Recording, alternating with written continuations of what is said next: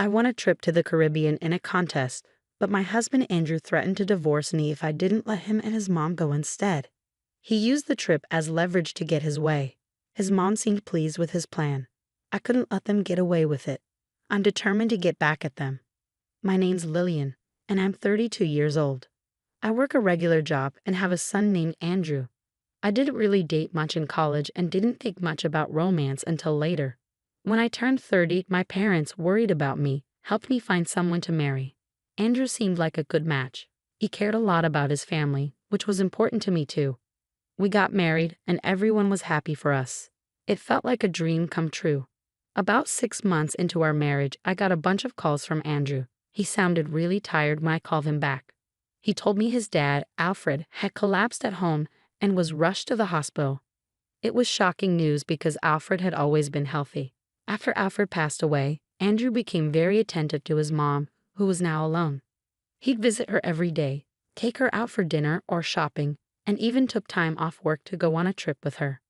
It's not like he ignored me, but whenever there was a conflict in our plans, he'd choose to be with her. He'd say things like, "Sorry, Lillian, Mom needs me," or "We planned this with Mom a while ago." I'd agree, but deep down, I felt frustrated. Why was I always the one having to compromise? Wasn't Andrew's mom being a bit too demanding?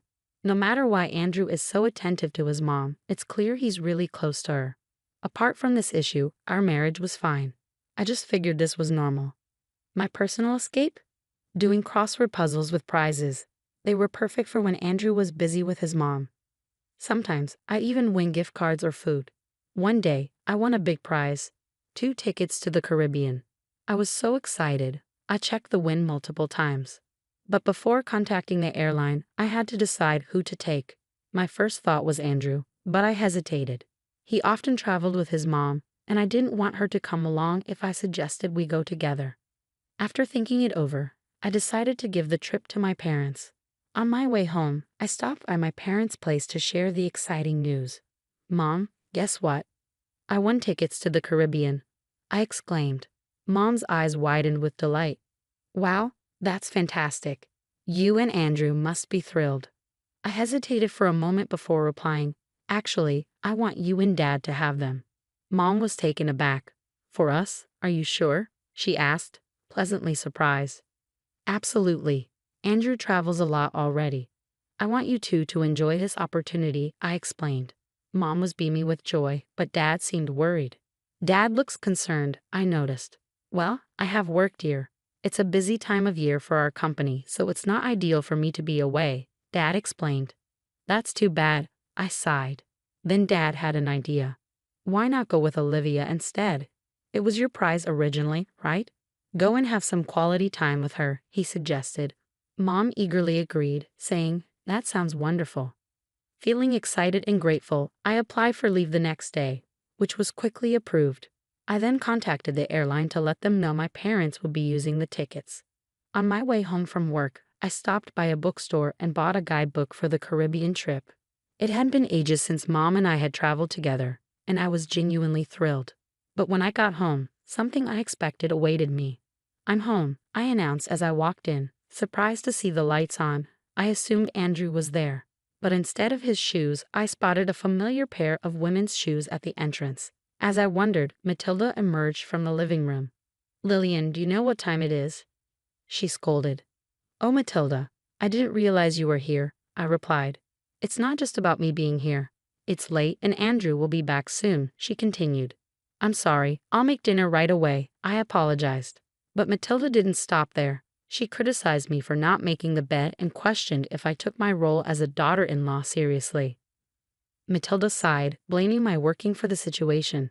According to her, I should prioritize home over work. She had a key to our place and often dropped by unexpectedly since she lived nearby. Matilda held old-fashioned beliefs about a daughter-in-law's role, expecting me to serve Andrew and the family without question. Her constant criticism made it hard for me to warm up to her. As I unpacked and began making dinner, Matilda suddenly exclaimed, "Wait, what's this, Lillian? Are you planning a trip to the Caribbean?" She had found the guidebook I had just bought. "Matilda, why are you going through my stuff?" I asked, annoyed.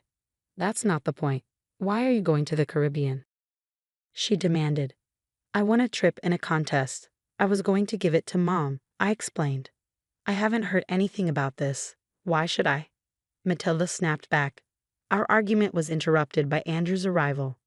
Matilda quickly told him what she found, pointing at me accusingly. Andrew, listen. Lillian's being thoughtless. Did she do something wrong? She asked. Andrew turned to me, his expression stern. What's going on? He demanded. I won the trip and wanted to give it to my parents. But since Dad can't go, you're going with Mom. I replied calmly. Why didn't you talk to me about this? It's my prize, Andrew said, looking frustrated.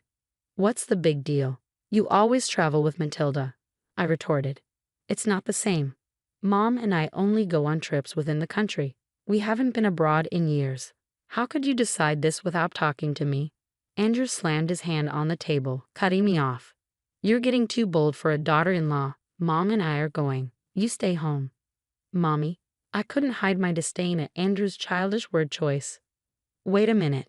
This trip, you've had enough. If you're not happy, let's talk about divorce. Divorce? I couldn't believe what I was hearing.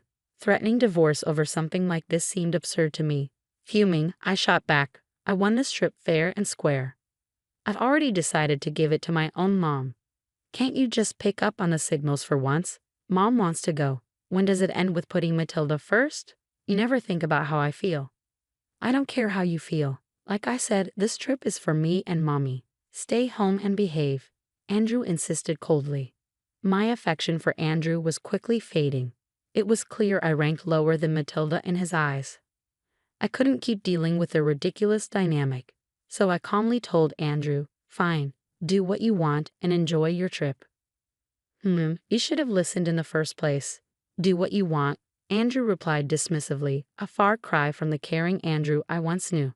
Meanwhile, Matilda looked smug and victorious. I decided to leave the house while they were away on their trip. I resolved to let Andrew and Matilda have their vacation this time. The next day, I called the airline to change the names on the tickets to Andrew and his mom. But the operator sounded worried as they told me, I'm sorry, but once the participants are confirmed, we can't change them. Is that so? I asked, feeling disappointed. Yes. Plus, this ticket requires the actual winner to be one of the travelers. So if it's your husband and mother-in-law, the ticket won't work, the operator explained. So, if I don't go, the ticket is useless, I clarified. Exactly. Please check the documents we sent you. They mention this condition, they advised. After reviewing the documents, I found out that only the winner could use the ticket, and it couldn't be transferred.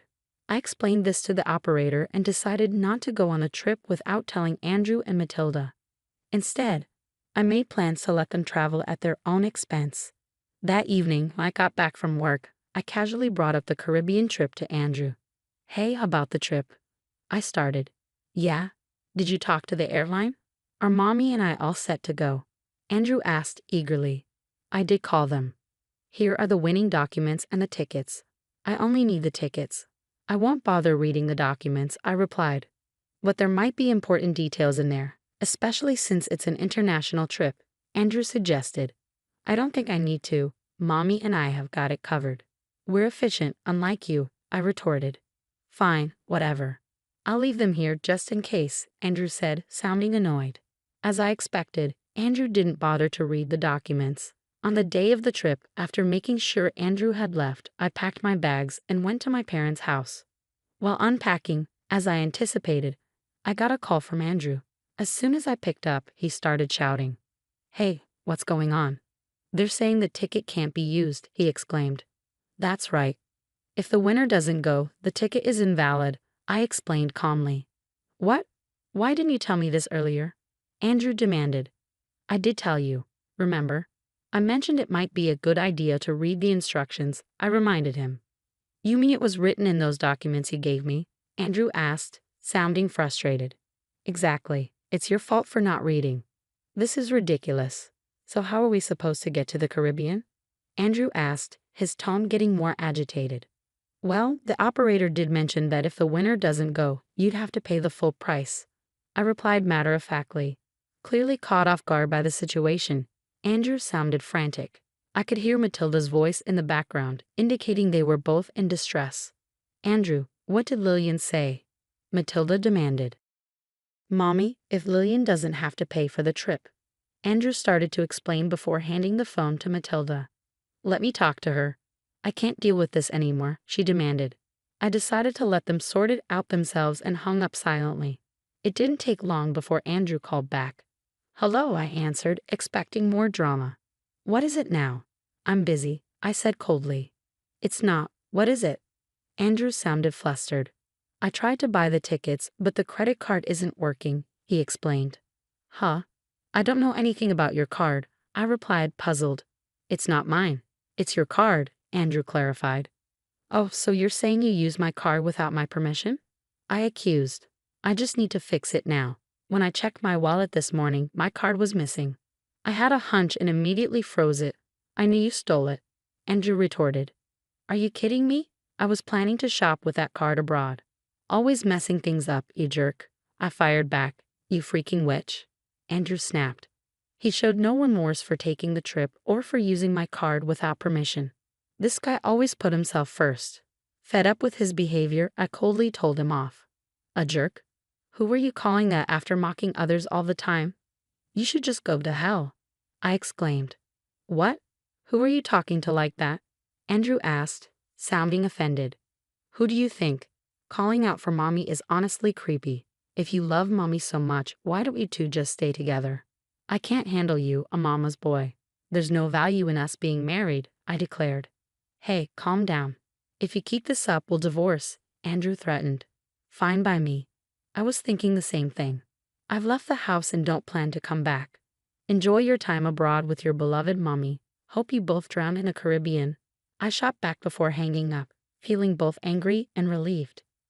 Furious, I ended the calls and blocked Andrew and his mother. Then, I went to a law firm my dad suggested and started the process of ending my marriage.